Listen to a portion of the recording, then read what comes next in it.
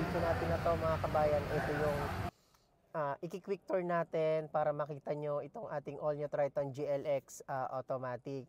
So mga kabayan, sa mga gusto mag-avail ng ating pick up na All New Triton, meron tayong magandang promo dito.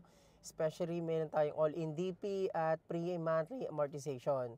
So again, running makatangay ng Mitsubishi Peak Motors sa Bad Santos, Manila mga kabayan. And huwag niyong kalimutan mag-subscribe sa ating YouTube channel, Kabayan Auto PH. Ayan, maraming salamat sa inyong support.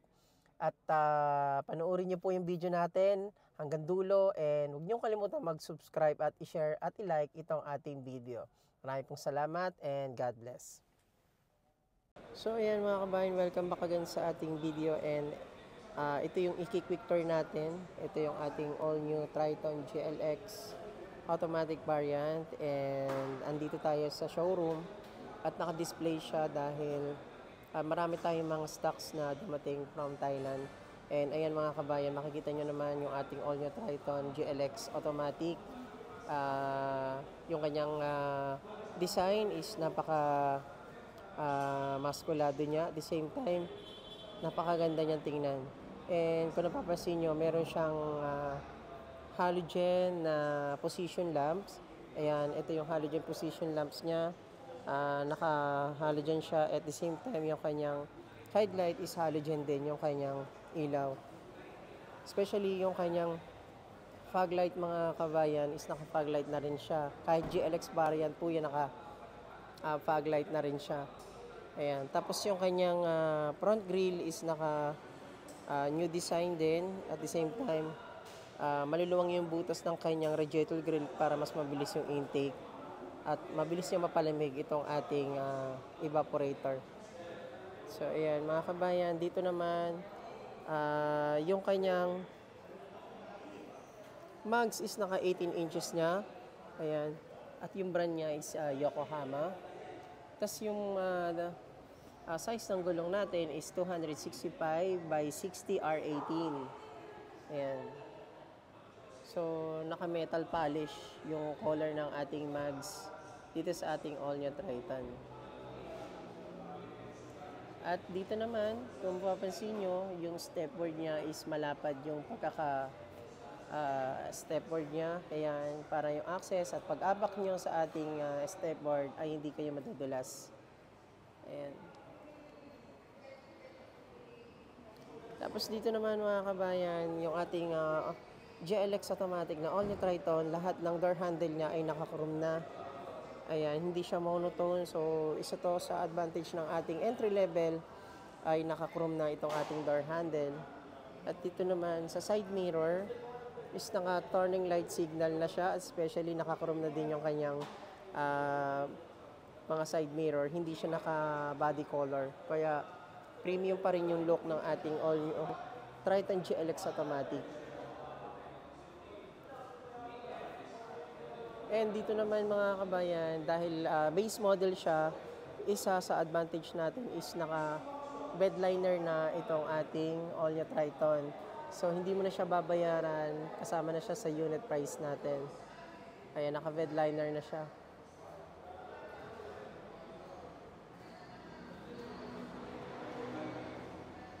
At isa sa nagustuhan ko dito sa ating all new Triton GLX automatic, kahit base model variant siya, ay naka-reverse camera na itong ating all new GLX Triton. Ayan, meron na siyang reverse camera. So, isa yan sa advantage natin. Kahit base model, may reverse camera na. And sa taillight naman niya, lahat naman ng taillight natin mga kabayan, is lahat yan is naka-halogen bulb lang. And so, hindi siya naka-LED, lahat is halogen bulb lang. Itong ating GLX automatic. At the same time, ayan, ito yung kanyang rear bumper. Malapad na rin yung kanyang pinaka parang step board na apakan sa likod para mas mabilis yung access natin dito.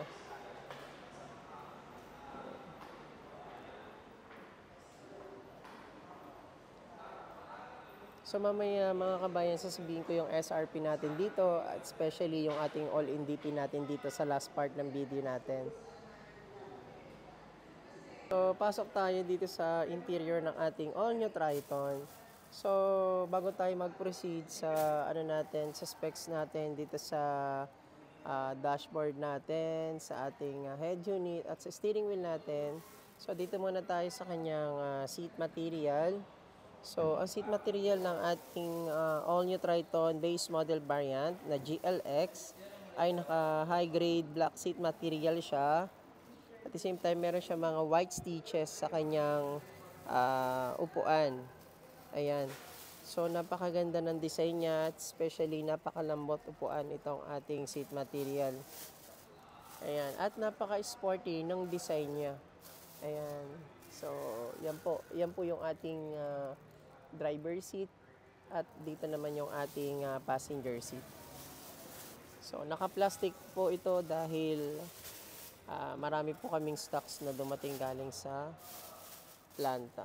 Ayan. So, ito naman yung ating door handle sa interior mga kabayan is naka silver painted siya and piano gloss dito siya. And sa side niya is naka sofad naman siya. Ayan. Naka leather seat siya. Leather siya mga kabayan hindi siya yung plastic. Tapos meron siya mga stitches. Ayan. Kahit entry level siya pero maganda pa rin yung interior niya. Ayan. At especially, ayan, lahat ng ating window is automatic siya.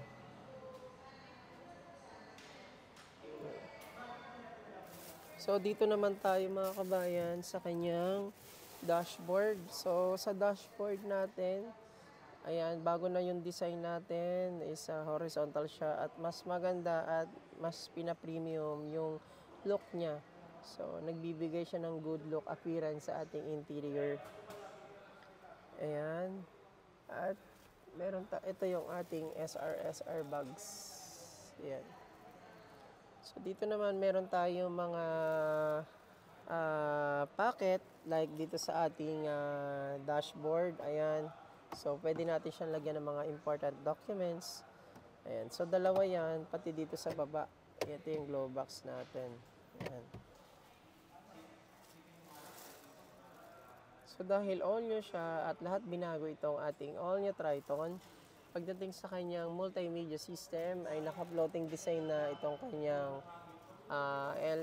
LCD monitor. Ayan.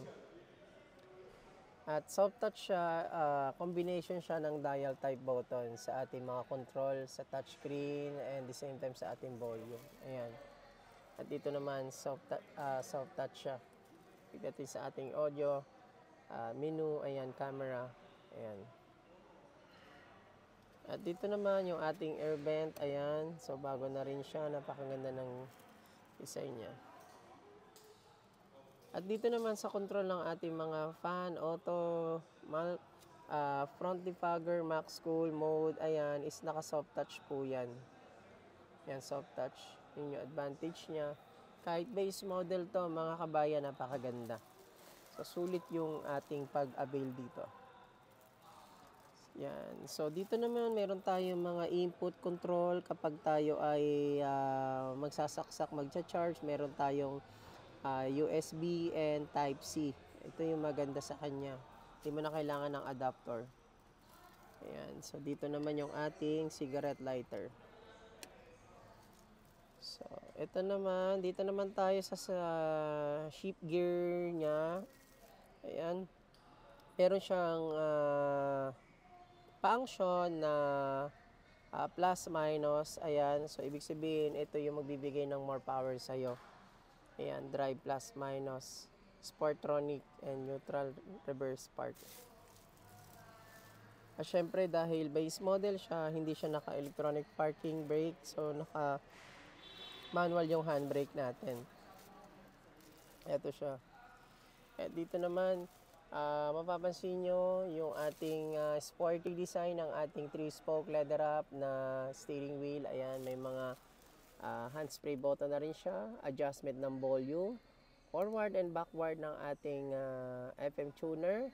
At the same time sa right side, dito makikita itong ating cruise control, especially yung ating voice command. Yan, 3-spoke leather wrap po yan and telescopic adjust ng ating steering wheel.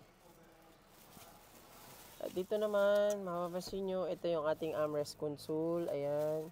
So, pwede nyo lagyan ng mga important documents din.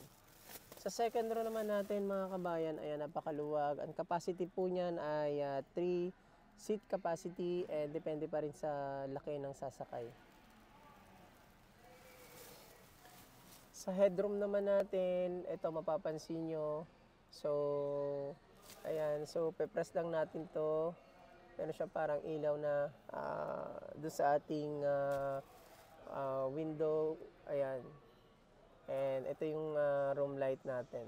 Ayan. Hindi lang siya na-open kasi naka-off yung ating engine. Dito naman yung ating sunglass, pwede natin siya paglagyan.